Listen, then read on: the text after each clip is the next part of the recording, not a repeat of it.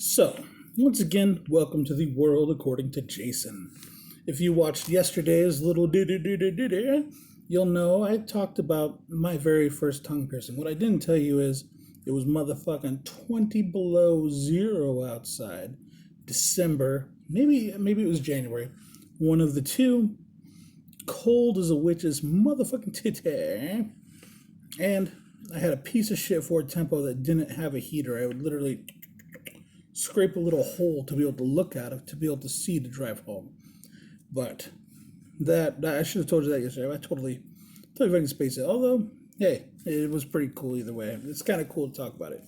So, now, normally, the second chapter of the book is actually the bigger the R, the bigger the bitch. But I decided I'm going to skip around a little bit because why the fuck can't I? It's my shit, right? So, hey, hope you like the cowboy hat. Yep. I want to be a cowboy.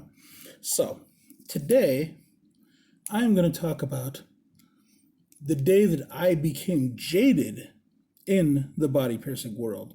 Yes. Many people take 20 years, 10 years. I would say the average piercer, it's about 10 years before they're just jaded with everything. But, now I'm not going to say jaded with the world of body piercing itself. Actually, that's kind of fucked that up the way I said it. How about this?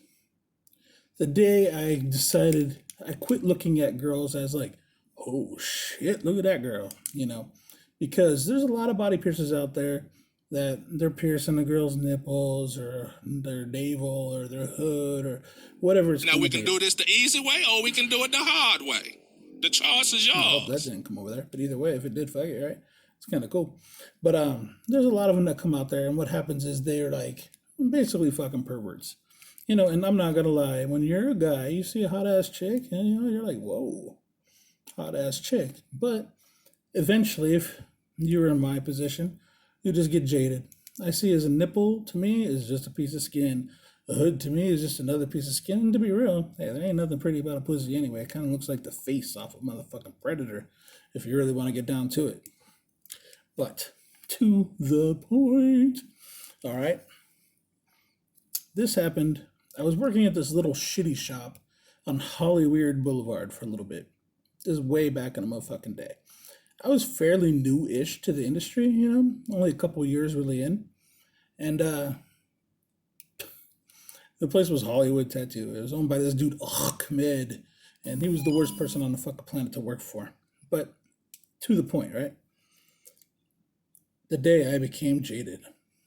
I was sitting in my room in my little piercing cubicle, my little cell, if you will, and my buddy came in. He's like, his name is Jerome, but he's a white boy.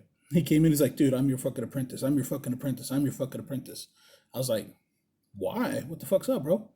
He's like, dude, there is a heaven. I can go out there, and here's this girl. And I don't know if any of you ever heard of Masuimi Max. If you know who Masuimi Max is, or you don't know who she is, look her up. Get on her Instagram, all that type of shit. I'm going to be real. Fucking dream girl. Hey, I met her originally with her first husband way back in the day. And then I re-met her again. Actually, now she's married to even cooler motherfucker than the first husband. Sad, right? But either way, probably one of the most beautiful women on the fucking planet.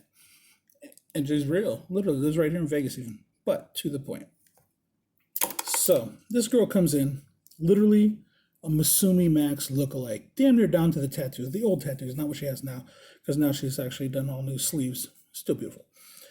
Literally, looks just like Masuimi Max. I'm like, oh my God. And she's like, I'd really like to get my hood pierced. I was like, I'm like thinking, maybe God does exist here. And I wasn't trying to think on a pervert level. Like I was young in the game and still probably a little bit like, oh my God, I'm going to see this bitch's pussy. Now I give two flying fucks. And this is the truth. But at that moment, I'm like, oh my God. Yeah. And I went over the jewelry with her and all of that, And so I go back and I go to set up. And Jerome comes back and was like, dude, I'm your apprentice. I said, all right, bro, fuck it, man. I'm going to let you be the apprentice because, hey, a brother got to look out for a brother, right? So we go in there. Fucking little Miss Masuimi Max lookalike walks in the room. And I kind of go over everything. I'm like, well, you're going to have to, then I got my, everything set up on the table. And I'm like, well, basically just hop up. I'm going to clean you, mark you, all of that. So I turn around and I'm sitting there and I'm getting the rest of my tray set up. And I'm like, all right, this is very cool. This is cool. Oh my God, I'm going to see this shit.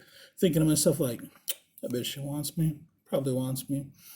Bitch didn't want me, I'm sure. But either way, I was in my 20s. I'm sitting there and I'm like, all right, this is going to be great. All of a sudden, out of the blue, after this girl takes her pants off and her panties off, the most wretched stench. And I'm not talking just like a little bit like, bitch been at the gym. I'm talking the most wretched, foul stench in the world permeated the entire room. I knew exactly at that moment what it was. This girl smelled as if somebody had taken a big old fish, let's just say a fish, maybe some rotten chicken skin, I don't know, shoved it up inside of her cooch and left it to rot. Literally left that shit to rot. And I thought to myself, man, maybe God doesn't exist, but I'm a professional. So I put on my mask real quick, but being an old piercer's trick, I took a little bit of Vicks Vapor Rub, which a smart piercer always keeps in their station, and I smeared a little bit on the inside of the mask. So all I smelled was that lovely, lovely Vicks.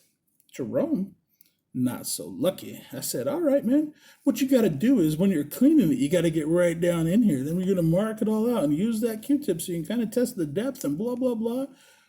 He's looking like he wants to fucking puke on himself. And I'm doing all this shit on purpose like a motherfucker to this dude.